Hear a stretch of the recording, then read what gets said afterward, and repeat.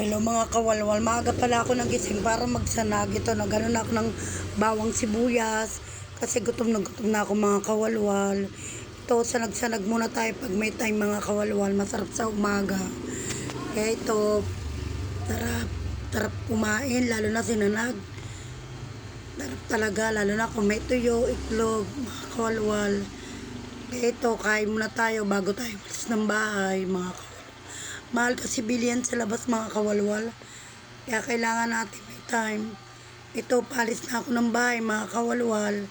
Para magbayad ng sa tubig mga kawalwal. Ito, kailangan natin magsakripisyo araw-araw.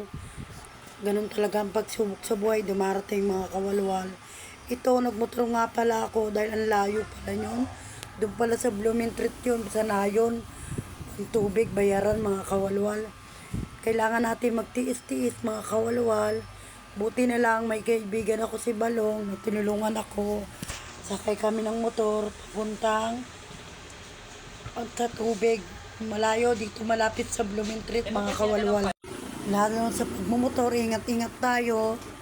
Yan, marami kasi na aksidente. Ito, nasa tubig na pala kami. Bawal daw ang video sa loob. Kaya sa labas lang ako nagbibideo mga kawalwal.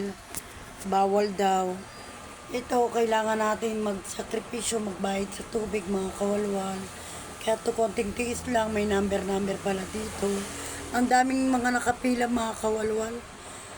Kaya ito, konting tsaga-tsaga lang talaga. Dumarating ang trials sa atin sa buhay. Kaya ito, tipid-tipid tayo pag may tayo mga kawalwal. Tapos pala ako magbayad mga kawalwal. Ito, pauwi na kami ng Balong. Kaya maraming salamat sa panonood nyo mga kawalwal. Konting tiyaga lang talaga sa buhay.